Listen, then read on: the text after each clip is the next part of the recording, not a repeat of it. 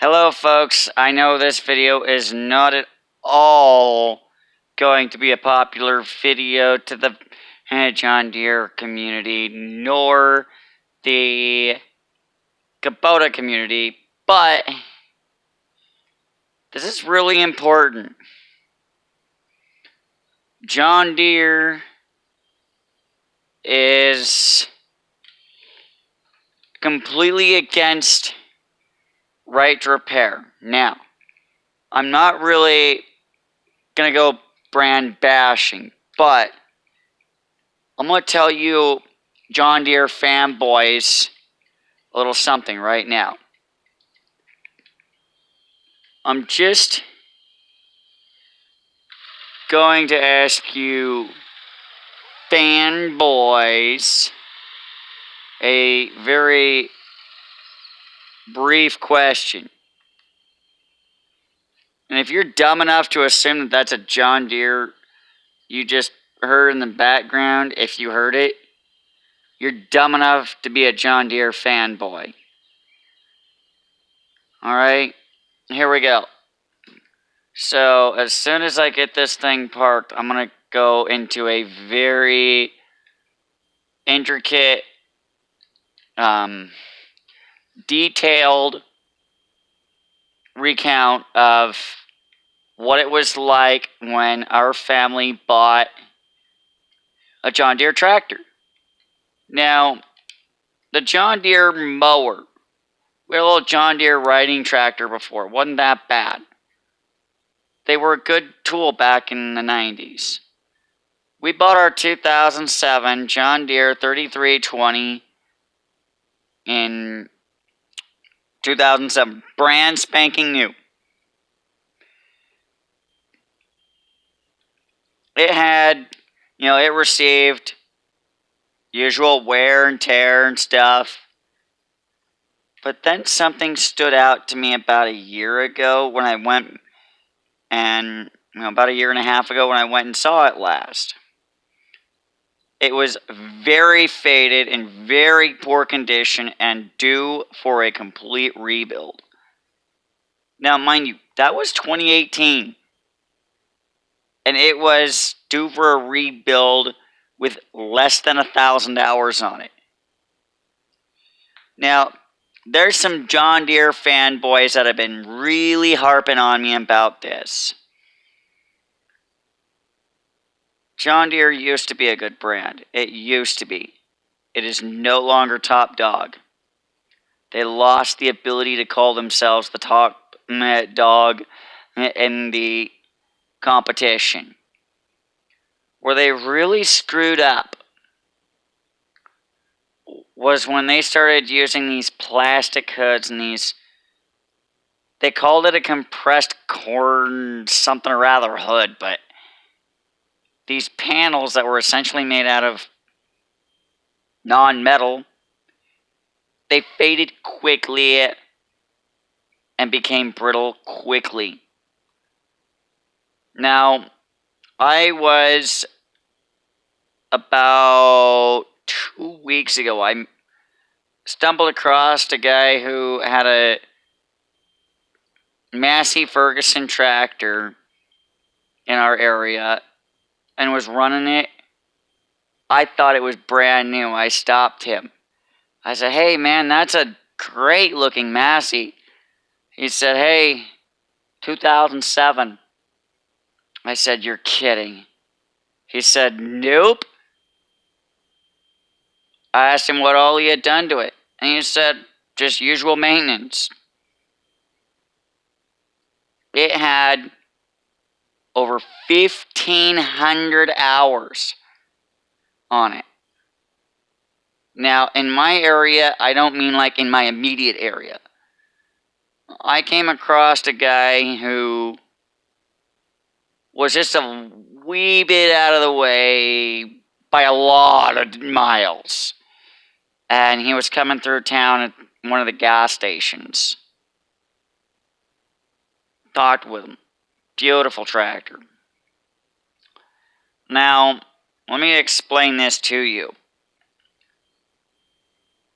I was crawling underneath tractors in Ag Expo 2020. I crawled under John Deere, Kubota, Massey Ferguson, New Holland, Case IH, JCB. And then I came across the Masseys. I knew from lots of experience they last a lot longer. Now, let me explain this to you. Yes, I understand they were new tractors. However, something that I'm working out is pretty cool, but let's cover this a moment. It costs you a minimum of $1,500 for an oil change on any and all John Deere equipment at the dealership. You think their shop time is a joke? And you think that includes everything else? No. You think their parts minimums are cover everything? No, they do not. I asked my dealer, what's it cost to get a whole new set of hydraulics for an entire tractor? He said, you're usually looking at around $300 to $400, maybe $500 for a subcompact. Same size tractor, same horsepower, same everything. Went into a John Deere dealer. Now, mind you, so what? The hoses are a little bigger diameter. So what on everything here? I said, how much does it cost to get a whole new set of hoses? They said, anything goes wrong on these tractors, you're looking at a minimum of $500 if you're fixing it on your own. I said, if I bring it in, how much is it going to cost me? You're looking at a minimum of $500 to put it in our shop. Plus parts, which also has a minimum of $500, is what I know from what I had remembered from the previous videos. Now, let me explain this. Parts is a minimum of $500. Them working on it is a minimum of $500. I just said, how much does it cost to bring the tractor in and have a code read in the parking lot? A minimum of $500 was their answer. Now, what they don't tell you, because they're very, very great scam artists, you bring it in their shop, that $500 does not cover reading the code and clearing it as part of it. You're looking at a $500 minimum for the computerized side of it. You're looking at a $500 minimum on shop time. And you're looking at a $500 minimum on parts. Folks, if you own a John Deere and you keep paying buku bucko for your John Deere, you're letting yourself get screwed. I guarantee you, the reason John Deere's hold their value over the course of time is because so few of them stand the test of time that they become rare. Massey Ferguson's maintain their value over time, not because of that reason. They hold their value over the course of time because they're less expensive to run. They're less expensive to maintain. Massey Ferguson hardly ever has any minimums on anything. I've never heard of a Massey Ferguson having any minimums. And I asked John Deere, if I needed a set of bolts for my loader, how much is that going to cost? We're looking at 8 bolts here, guys. How much is that going to cost? $500. And mind you, that's just the parts themselves, not even tax. Called my Massey dealer up. I said, hey, how's it going, man? He said, going pretty good. Just out of curiosity, what's it cost to get 8 new bolts from the dealership sent this way, hour and a half drive, for a loader on that 23 horse tractor? About $100 and a $20 delivery charge each direction. So really, is it? Yeah, I'll deliver it myself too. No kidding. No kidding. Now, it's going to vary a little bit state to state, but understand this. He literally told me $100, all the fastener, the whole thing is, all the fasteners required for the loader mounts are right there. $100, $20 delivery fee. You had to go each direction. So you're looking at $140 to get those bolts that at John Deere just behind my shoulder by several, by about a dozen miles. You're looking at literally about $500. Same bolts. I don't even have to go out and get them, and they're still cheaper. They could charge me $150 each direction and still be cheaper than John Deere. But don't quote me on these prices because they do vary on things. But these parts, you're overpaying for it, John Deere. $500, $500, $500. If it's a $50 part, they're still going to tell you $500 at that dealership down the road from me. Folks, it's not just about convenience of dealer. You have to evaluate cost. Start a friendly conversation with them. Get to know them. Now, let me explain this. Kubota, same story as John Deere. When you see what Massey Ferguson tractors can do when it comes to the attachments and whatnot that John Deere's can't do. And yeah, I'm planning on buying a used John Deere at some point in time, strictly for the side-by-side comparison. I'm also thinking about buying a used Kubota at about to show you side-by-side differences, using them on same job sites, bringing all three on the job sites, shuffling them around on the bigger job sites. I'll bet you that Massey Ferguson's will hold up longer. The reason Cotton Top 3 keeps getting hit hard financially from his John Deere's is because that's why they're painted green. You better be ready to have lots of green on hand. No, not long green. We're talking large green. Lots and lots of $100 bills on hand. Because it's going to cost you stacks.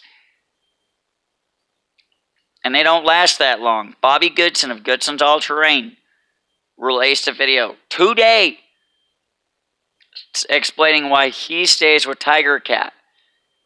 Go check his video out. Go check out the heartbreaking week videos that Tim uploads. I'm not bashing on you, Tim. Understand this.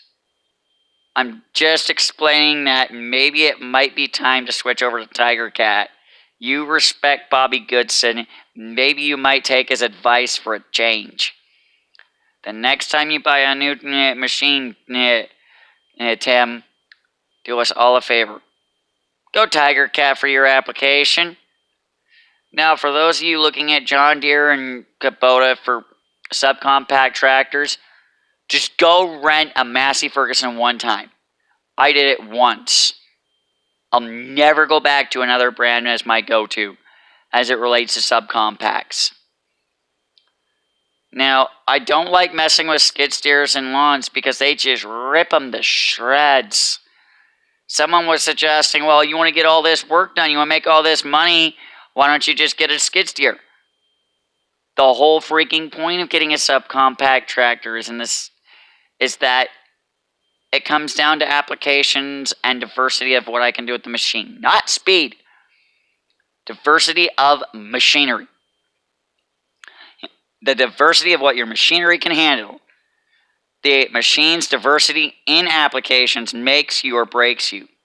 Its ability to stand up the test of time. Let me explain it to you this way as well. Well, Bobby put it lightly. In 10 years,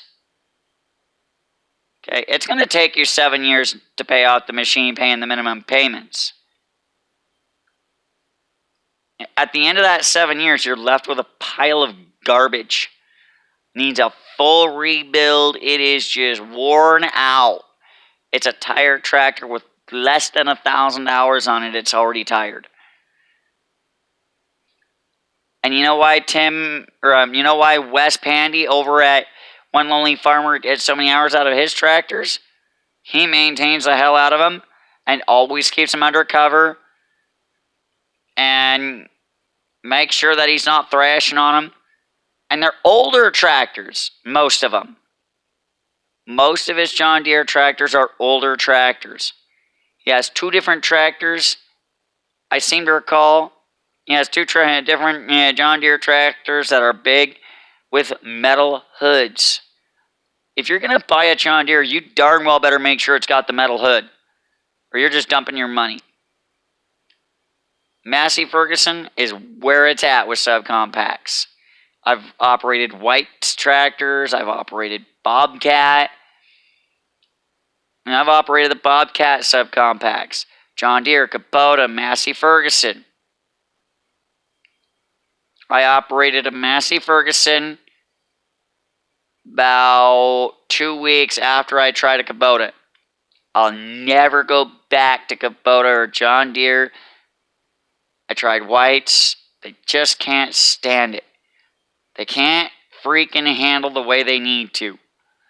They just don't handle like a Massey Ferguson for most applications that I use them for. Now, you know what? Guess what? I'm just putting this out there, but I'm not telling you this to give you a reason to bash on me. I picked a religion that when people convert over, they get picked on by those of the religion they just freaking left. Those in the religion they left, hate them, bash on them. But at the same time, they respect that religion.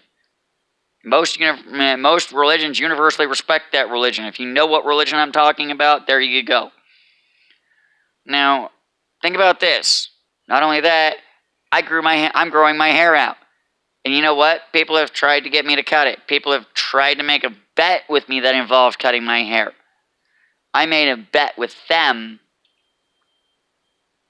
that if they tried to go what I went through, they'd already have killed themselves. You just don't go through 3 years of intense domestic violence, abusive situation, and live in the end and be free from it in the end if you're not tough and you're not strong like me. I took my life by the horns for a reason. And you're going to see exactly why this long-haired friend of Jesus every day of the week is going to tell you the truth. The whole truth and nothing but the truth. John Deere is green because it's expensive. Massey Ferguson is red because it lasts long past everything is dead.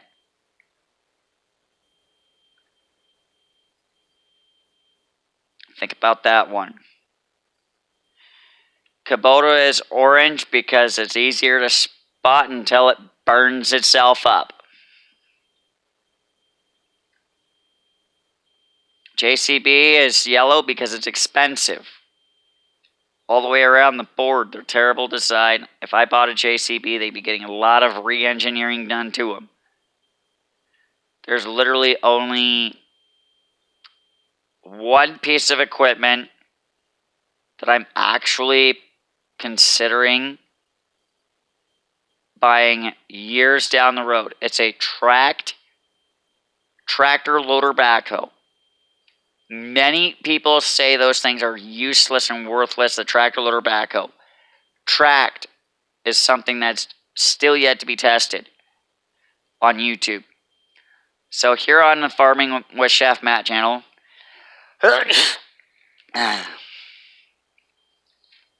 here on the Farming with Chef Matt channel, you're going to find out firsthand my thoughts on the tractor. Now, I want you to come up with a name for a new channel for me. It's going to be about what I'm doing with the tractors that is not farming related. I'm going to be doing clean outs of buildings, mowing lawns, which kind of falls in the farming category in a strange sort of way. But in the same breath, I'm also going to be digging ditches and stuff like that, playing in the dirt a lot.